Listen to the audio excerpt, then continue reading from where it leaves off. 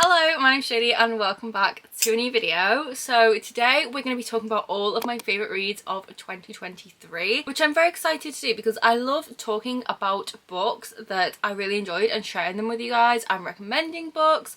Now, I will admit that I find it much easier to talk about a book I didn't like than one that I did like, which really doesn't make a lot of sense, but that is usually the case. Also, I will mention that my memory is terrible, so yeah, I don't really remember like certain details for these books, but I went through my Goodreads and I looked at what books I'd read last year and I picked out the ones that I remember having a really good time reading. And there aren't as many as in 2022 because 2023 was just not a great reading year for me, and that was purely down to the fact that for most of the year I was in a reading slump. So I did not read many books as I usually would. Like the past few years I've always read 100 plus books. Last year I think I read 70 something, which is still amazing, but that just kind of shows where my reading was at. And I did hit that 70 mark like a few months before the end of the year, so yeah, it was not great, and I'm still in a little bit of a slump when I'm filming this in January, but I'm hoping this year will be much better. I'm hoping that I will have loads of favourites this year. But anyway, today we're going to talk about 8 books that I just loved in 2023 and would highly recommend to all of you. We have a range of romance, romantasy, fantasy, contemporary, thriller, and a little bit of manga. So yeah, if you would like to hear about my favourite reads of the year, then please keep watching this video. Go and grab yourself a drink, get cozy, and let's get into it. So not going in any particular order, the first book I have here is The Infinity Between Us by N.S. Perkins. This book took me by surprise. I loved this book. This book had me sobbing, and not a lot of books do make me cry. Like if I get attached to the characters, then yes, I will like happy cry or sad cry. But no books make me cry because of the writing, because of the plot, and because the actual emotions it is trying to evoke from you. But this book did. I cannot recommend this book enough. This is one of the most beautifully written books I have ever read in my entire life. I literally just, I can't get over it, and I immediately went out and bought all of the other books written by this author. I have no idea what they're about, but I bought them all because this was so good. I know I need to read this author's backlist. I haven't done it yet, but 2024 will hopefully be the year. But this is a absolutely stunning book. I would say this is kind of like an adult version of The Summer I Turned Pretty, but better. I'm not a fan of The Summer I Turned Pretty books. I think they're absolutely awful. No offense if you love them. The show I quite enjoy, and the beachy vibes, I love that. But the actual plot and our main character in these books I just do not like. But this is kind of like that minus the love triangle. It's a second chance romance, it's set at a beach house, and it is truly stunning. There's also a little bit of a mystery going on in the background of this book, so you're trying to figure out what happened in their past that has led them now to the kind of situation they're in the present. And this book is told on a dual timeline, so it switches back and forth between past and present, which usually I hate in books, but I loved it in this one. It worked so well, and the best thing about this was both the past and the present kept you equally invested. It wasn't like I was like, okay, I want to get back to the past now and read that, or vice versa. Both tenses kept me equally engaged with the story, which I think is really hard to do in a lot of books, especially when you're going between different timelines. But this works so well, and the mystery element playing in the background is obviously tied to the conflict in the book. But it's so good because you have that mystery element as well as reading for the second chance romance and just the vibes in general. I just love this book. It's set in Maine at this stunning beachy location, so it has the most perfect kind of summer small town vibes. And we follow Violet and Will, and basically I think their families, from what I remember, shared this beach house, and every summer they would spend the summer together. And Violet and Will, as they got older, kind of started to develop a romantic relationship until something happened that tore their families apart. And then we have the present, where I think the house is being put for sale or something, and Violet agrees to go to try and sell it and get rid of it and clear it out and everything. But unbeknownst to her, that Will is there. So she hasn't seen him for a long time, and they kind of end up staying in this house together for the summer, and they go from not speaking to each other to obviously a lot more. And it's just so good. The second chance romance was amazing. Will, oh my god, on my knees for Will, I'm not gonna lie. He is the standard. Like that Taylor Swift lyric that says, "In a world of boys, he's a gentleman," and that is Will to a T. This is very Taylor Swift coded as well, this book, so if you're a Swiftie you should definitely pick this up. But yeah, this was just a truly incredible book. It had me sobbing, it had me laughing, it had me swooning. I would always recommend this, and it's the perfect summer read, so bear that in mind as well. So next we have a manga. This is my favourite manhwa series ever. I think it's manhwa, it could be manhwa, but I'm pretty sure it's manhwa. So it's technically not a manga, it's a Korean comic book, and I love this. I read the first volume last year and I've read all the other volumes thus far, and I honestly cannot get enough. I can't quite put my finger on what it is about this that I love so much, but that is Solo Leveling, and this is the author here, so I don't want to mispronounce their name, but this is the author. So yeah, Solo Leveling. This is truly incredible. This is perfect if you're a gamer. You would definitely love this. Now, I am not a gamer. I will never be a gamer. I'm not into it, but I love this. This is very kind of like rooting for the underdog vibes. In their world, there's like, I can't remember what they're called, but they're like kind of like weird little, like, not caves, but let's just call them caves because I can't remember what the term is in here, where there's like monsters and things. Basically we have hunters and they go in and they kind of like, you know, get rid of all the monsters and the monster boss and all that, and they also get like kind of like treasures and stuff as well, and there's different levels of hunters. So our main character Jinru is the weakest, like he's literally nicknamed the weakest hunter of all mankind, and in this series he basically ends up in a position where he levels up and can become the most powerful there ever was. It's so good. His mother's in hospital, he needs to make money to pay for his mother's bills, and it's kind of like a thing of how far will he go to be able to achieve greatness and to kind of look after his mother and that sort of thing. There's lots of action in here. It's very tense. The art style is so beautiful. It is very creepy at times, but the art is so good. There's also lots of the characters we get introduced to further on in the series, but yeah, I just love this. I love rooting for a character going from the weakest to the strongest. He's literally leveling up. That's why it's called Solo Leveling, and honestly I just can't recommend this enough. If you're looking for a graphic novel or a manga to get into, I would definitely recommend this. I just love it and I will never shut up about it, so I had to mention it in my top books of the year. So this next one is one that's definitely not for everyone. You either hate this book or you love it, and there's definitely issues with this book. Now, this was written quite a few years ago. I can't remember the exact year, but it's set, I think, I can't remember what year it's set in, but it's set like before that. There's some stuff in here that I do not agree with. However, I love this book. Like, I just really enjoyed it. I don't know what it is about it, but it was just, I don't know, I was so invested. It does have a lot of heavy topics, so please check out trigger warnings before you read this.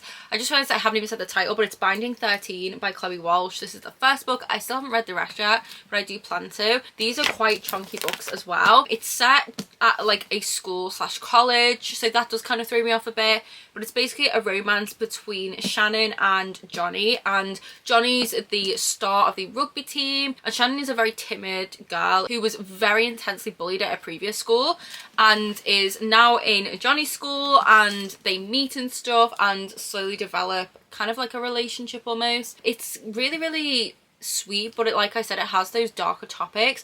It also has a lot of abuse in here because unfortunately our main character does suffer abuse at home, so that element is also in here. But I don't know, just something about this book, like I couldn't put it down, and I just really enjoyed it. It's very cliche, very cringy. The dialogue is not great, but for some reason I just had such a good time reading it, and I was pleasantly surprised by this book. I picked it up on a whim. I saw my friend Em talk about it before and I was like, I need to read it, and I'm so glad I did. Like, I know I haven't really given you guys much to go off on why I liked it because I just don't know. It was just one of those books where you're just reading and you're just sucked in and you just really enjoy it, and you get to the end of it and you're like, what was so special about that I had such a good time, and you cannot put a name on it. That's what this book made me feel like. Like, I just really loved it. I got so invested, and I do definitely continue the series in 2024. So yeah, Binding 13 by Chloe Walsh.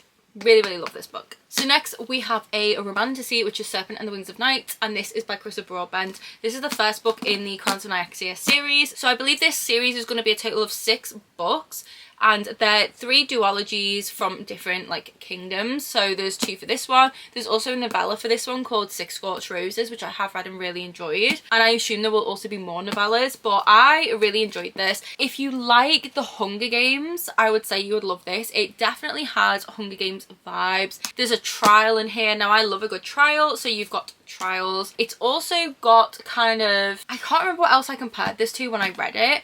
but it's like another fancy book. I can't think what off the top of my head. I did a spoiler filled reading vlog for this book over on my Patreon, so if you were interested in watching that, you can head there, because I had such a fun time reading that. I love that vlog. This was so fun to read, and I did film a lot of my reactions and thoughts in that video, which I probably should have watched before talking about it now.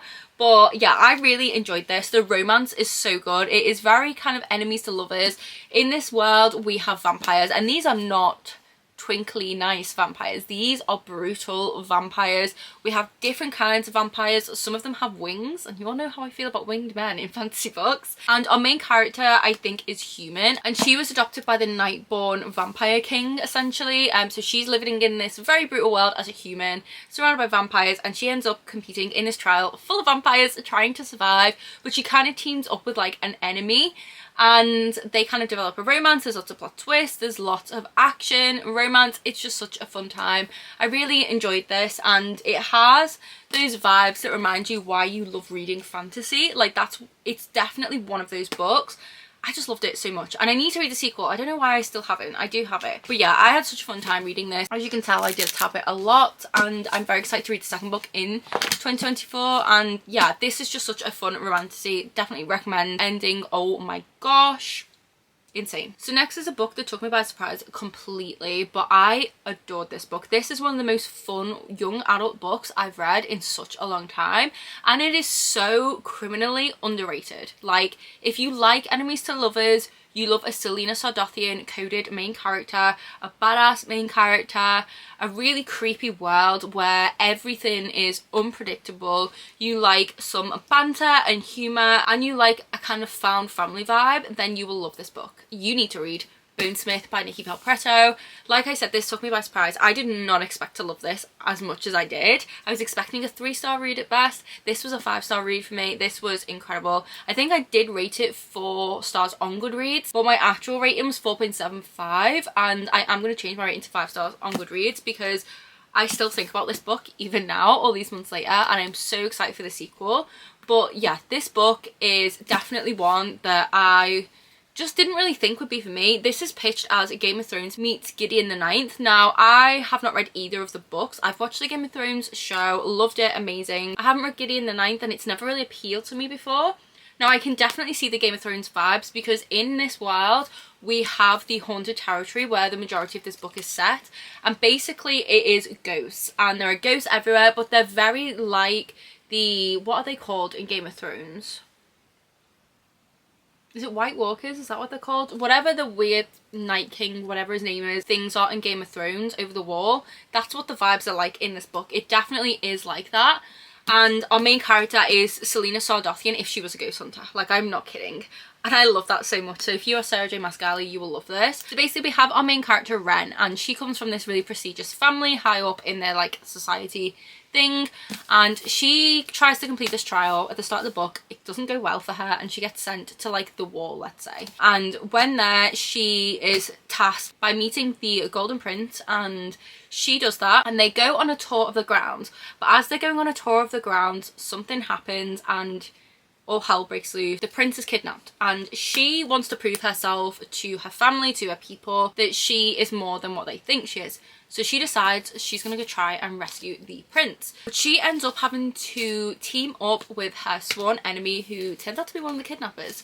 And they team up together, absolute enemies. They hate each other, they cannot stand each other, and they have to go on this journey to rescue the prince and for him to find out answers.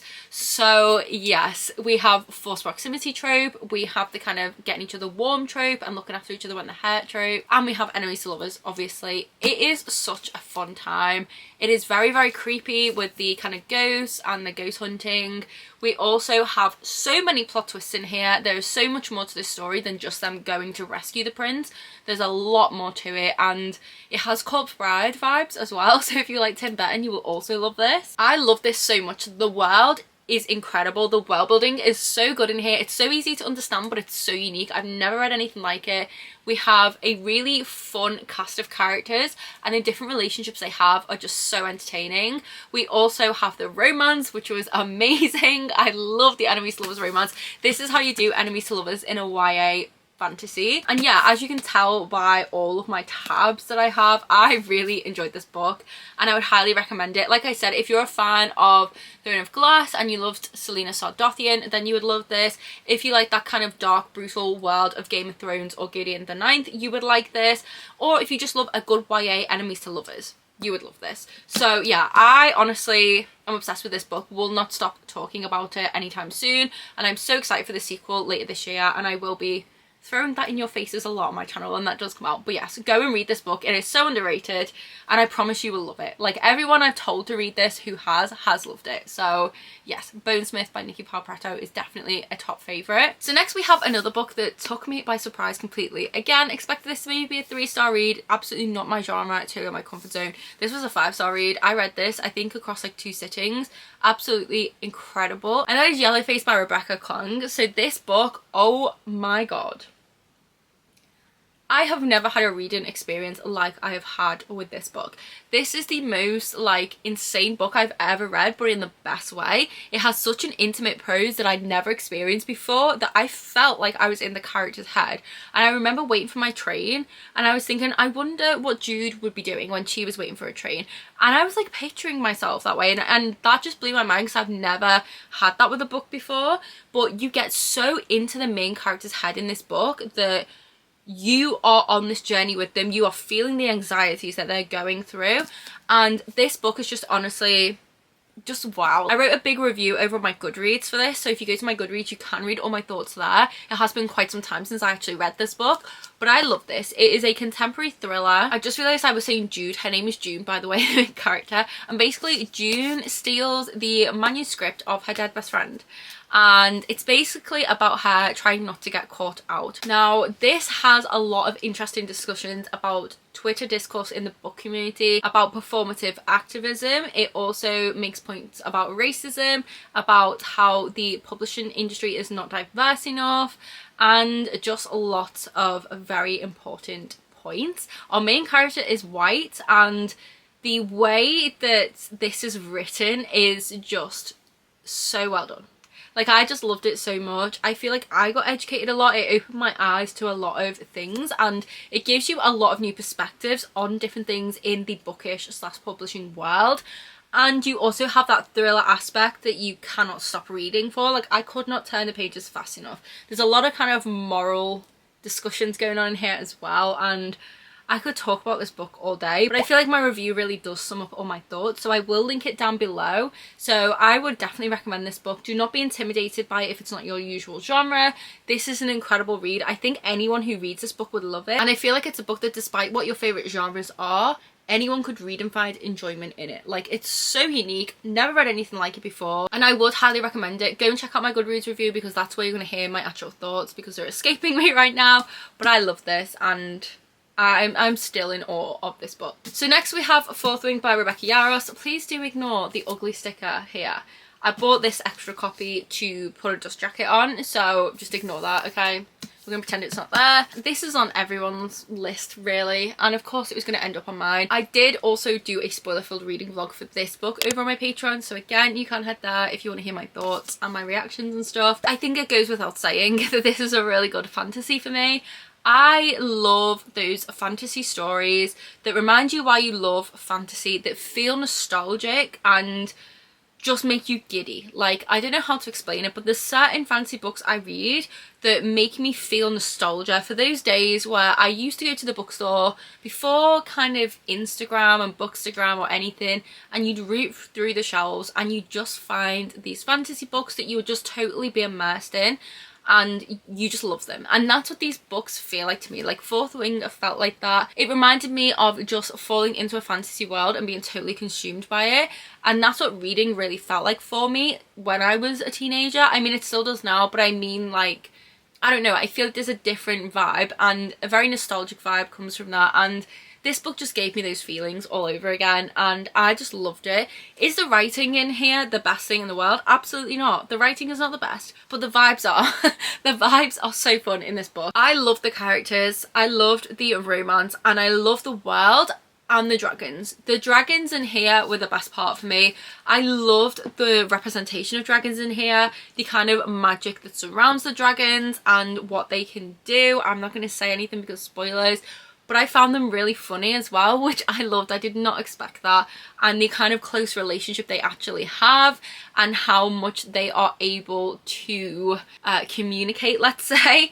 I love that. That was one of my favourite elements about this book. But basically this is set at a war college and I love that setting. We're following Violet, who's the daughter of like a general or something, and she wanted to be a scholar, but instead her mum is forcing her to become like a dragon rider, and she has to do all these crazy things to be able to pass as a dragon rider. She nearly dies a million times. It's very tense. She has a lot of enemies, and there's one enemy in particular that she should not like, but she does. That is all I will say. This is enemies to lovers. It is a war college vibes that kind of felt a bit like Harry Potter to me. Like, it kind of reminds me of like Hogwarts. That's like a very dark dragon version of Hogwarts is what this reminded me of, which yeah, I did like the setting. And like I said, I love the dragons, I loved the trial elements, and I just really loved our main character Violet. I just think she's such an interesting character. And yeah, I just love this. I am one of the many people who did adore this. Now, I'm not going to lie, I have started Iron Flame when it very first came out and got 130 pages in and haven't read any more since.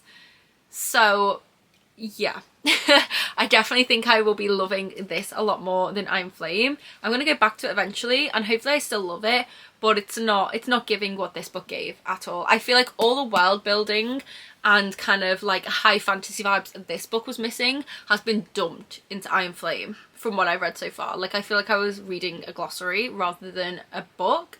So yeah, I don't know how I feel about that yet. I think it is a case of rushing to get the second book out, and it's very different in tone, I think, to the first book.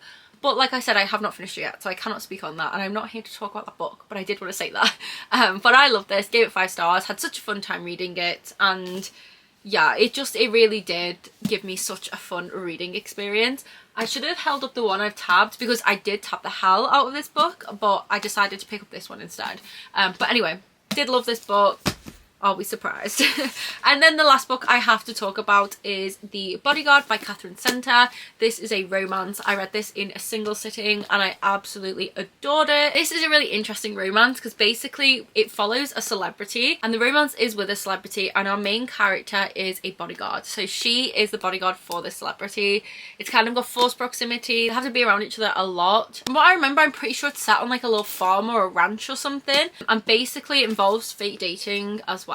So we have the fake dating trope, we have forced proximity, celebrity romance. It's just such a fun time. It's also really funny, and it's just a really good romance. Like, the kind of third act conflict in here didn't read as irritating as it does in most books. Like, it made sense and it wasn't dragged out. I really enjoyed this. It was just a really fun rom-com, and I would definitely recommend this. It's one of the best I've ever read, and I thoroughly enjoyed this book. But that does conclude all of my favourite reads of 2023. I hope you enjoyed hearing my thoughts on all of my favourite books, and I hope you guys do go and pick some of these up if you haven't read them already. I would highly recommend every single one. I had such a fun time reading all of these books, and I think you guys will as well. So yes, let me know in the comments if you are planning to pick any of these books up, or if you have already read them. Please let me know your spoiler-free thoughts in the comments. I'd be really interested to hear if you loved them or you didn't.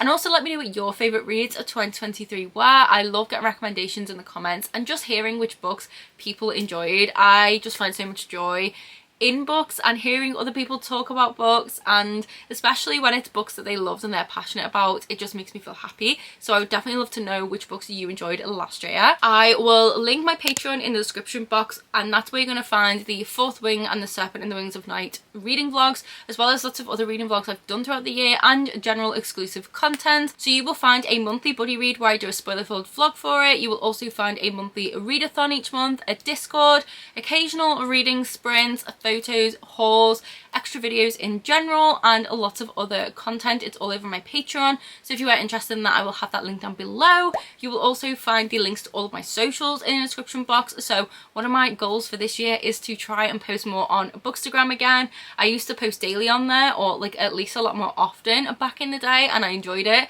So I definitely do want to get more into that, as well as TikTok. So if you would like to follow me on those spaces, you can in the description. But yes, thank you guys so much for watching this video. I hope you're all safe and well. I hope you're reading lots of good books, and I'll see you in the next one. Bye!